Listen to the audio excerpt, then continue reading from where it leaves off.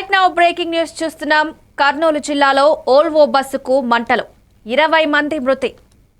ద్విచక్ర వాహనాన్ని ఢీకొట్టడంతో చెలరేగిన మంటలు. మృతుల కుటుంబాలకు 2 లక్షల చొప్పున ప్రధాని పరిహారం. క్షతగాత్రులకు 50,000 ఆర్థిక సహాయం ప్రకటన. సహాయక చర్యలు చేపట్టాలని అధికారులకు సీఎం ఆదేశం.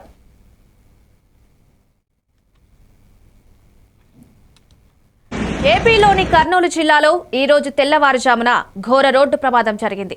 హైదరాబాద్ నుంచి బెంగళూరు వెళ్తున్న ప్రైవేట్ ఓల్వో బస్సులో మంటలు చెలరేగి 20 మంది ప్రయాణికులు సజీవ దహనమయ్యారు.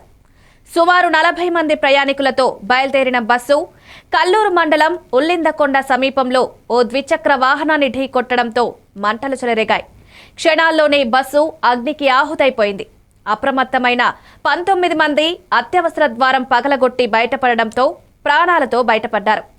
ఈ భయానక ప్రమాదంపై ప్రధాని నరేంద్ర మోదీ తీవ్ర దిగ్భ్రాంతి వ్యక్తం చేశారు.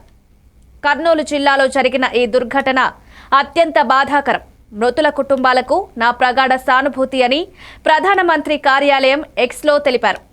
ప్రధానమంత్రి జాతీయ సహాయ నిధి నుండి మృతుల కుటుంబాలకు 2 లక్షల రూపాయల చొప్పున, గాయపడిన వారికి 50,000 రూపాయల చొప్పున ఎక్స్గ్రేషియాను ప్రకటించారు.